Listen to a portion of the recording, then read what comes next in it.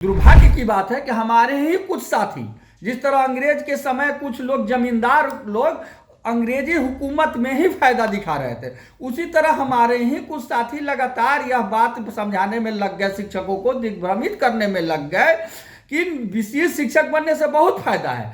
अभी जो सरकार अपनी रूप दिखाई है कि हम 20 तारीख को नियुक्ति पत्र देंगे, जबकि 22 तारीख तक अप्लाई करने का ही डेट था। बहुत सारे हमारे भाई बहन फोन कर रहे हैं कि हम नहीं जाना चाह रहे हैं, अब क्या करें। आपको हम सलाह देते हैं कि अगर आप नहीं जाना चाह रहे हैं तो आप फॉर्म नहीं भरिए, आप नियुक्ति पत्र नहीं लीजिए। अगर आप फॉर्म भरते हैं, नियुक्ति पत्र लेते हैं, तो आपके जगह पर किसी भी शिक्षक की पोस्टिंग हो जाएगी। और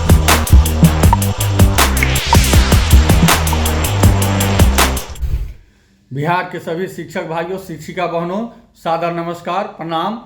जैसा कि हम बार बार बताते आ रहे हैं कि सरकार का असली चेहरा अब सामने आने लगा है।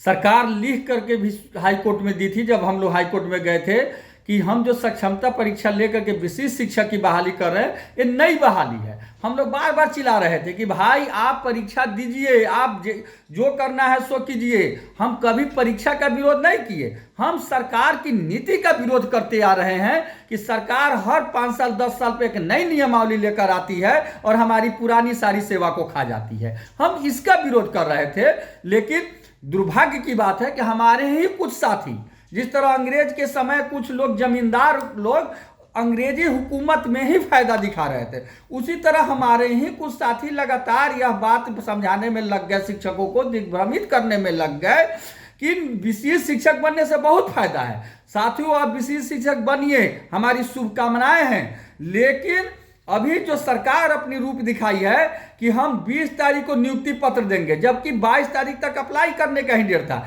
बहुत सारे हमारे भाई बहन फोन कर रहे हैं कि हम नहीं जाना चाह रहे हैं, अब क्या करें। आपको हम सलाह देते हैं कि अगर आप नहीं जाना चाह रहे हैं तो आप फॉर्म नहीं भरिए, आप नियुक्ति पत्र नहीं लीजिए। अगर आप फॉर्म भरते हैं, नियुक्ति पत्र लेते हैं, तो आपके जगह पर किसी भी शिक्षक की पोस्टिंग हो जाएगी और आपको जाना ही पड़ेगा। वहां से एक ही पत्र में बिहार से डायरेक्टर पत्र निकालेगा और सारे शिक्षकों को रिलीव कर देगा। यह बिल्कुल आत्मघाती कदम है। आप हर हाल में एक बार लड़िए। जो साथी कह रहे हैं, हमको बार बार फोन कर रहे हैं कि कोर्ट में लड़िए, रोड पर लड़िए, वैसे साथियों से मैं हाथ जोड़कर आग्रह करता हूं कि एक बार लड़िए। आप देख लीजिए, जो साथी कहते थे ये फायदा वो फायदा, जब से 10 गो अनुमंडल की बात है, ये साहब चुप लगा गए हैं, भागे हुए हैं, उनका चेहरा नहीं दिखाई दे रहा है। अब तो सरकार करेगी 20 को नियुक्ति पत्र देंगे, यानी आपको नई नौकरी में बहाली होगी। जब आप नियुक्ति पत्र लेकर ज्वाइन करेंगे, तब आप 2 साल प्रोबेशनरी पीरियड में रहिएगा, उसके 8 साल बाद प्रमोशन होगा। क्या स्थिति आपकी होगी।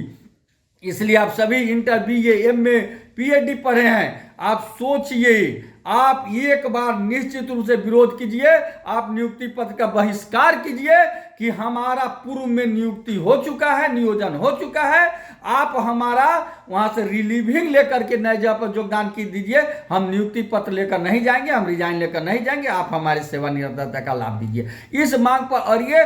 अगर 1 लाख शिक्षक भी अड़ जाते हैं तो दुनिया की कोई ताकत नहीं है जो सरकार को बैकफुट पर नहीं ला दे और आपकी मांग को नहीं मनवा दे। आपकी हर जिला अलॉट हुआ है। हमारा जो नौकरी है वो किस लेवल का है, जिला कैडर है। जब जिला कैडर है तो हम 10 अनुमंडल में दूसरे जिला में कैसे जाएंगे। एक बार हम दूसरे जिला में चल जाते हैं, हो सकता है कल दूसरे SCS हो जाए, नई सरकार बन जाए और वो कह दे कि जो जिस जिला में है उसी जिला में जीवन भर रहेंगे, तो हो गया हम 60 साल तक वहीं रह जाएंगे। इसलिए एक बार, आखिरी बार, आप अपने लिए, अपने आने वाली पीढ़ी के लिए, अपने बाल बच्चों के लिए जरूर सोचिए और एक बार बहिष्कार कीजिए कि हमें सेवा निरंतरता का लाभ दीजिए।